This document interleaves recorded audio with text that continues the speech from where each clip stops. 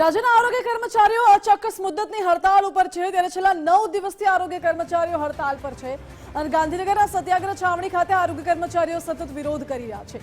Grade pay વધારવામાં આવે તેવી માંગ છે। આ સાથે જો માંગ નહીં સ્વીકારાય ત્યાં સુધી આંદોલન ચાલુ રહેશે તેવી ચીમકી પણ ઉચ્ચારી।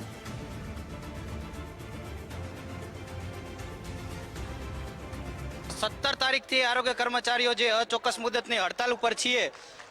વારંવાર રજૂઆતો કરવા છતાં 2 વખત સમાધાન થવા છતાં આજ દિવસ સુધી ટેકનિકલ કમિટીએ પોઝિટિવ અહેવાલ આપ્યો હોવા છતાં સરકાર અમને ટેકનિકલ પગાર ધોરણ આપતી નથી।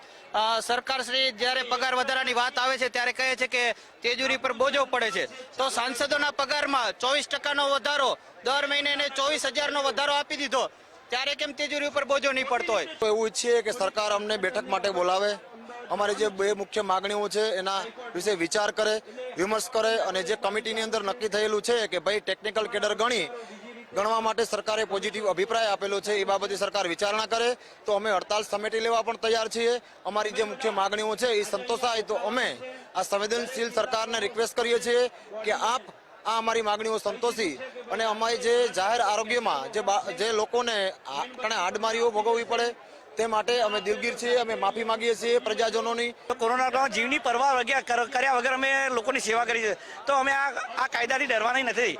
અમે જે પણ અમારી જે માંગણી છે ટેકનિકલ પગાર ધોરણ, પગાર વિસંગતા, એ સરકાર 2022માં જે અમે 56 દિવસની હડતાલ પાડી એમાં સરકારે આશ્વાસન આપેલું અમને।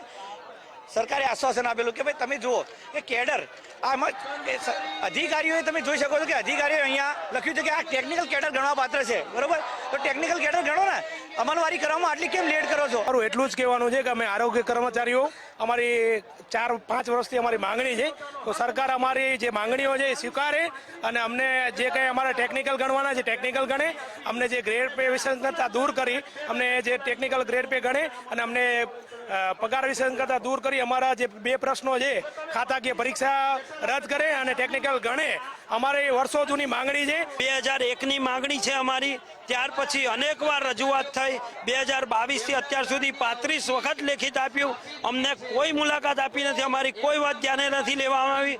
મજબૂરીથી અમે 5 તારીખે માસ સીએલ આપી, ત્યારે અમને બેઠક આપી અને અમને કીધું કે ભાઈ આટલું કરીએ છીએ પણ તમને કોઈ સમય આપતા નથી।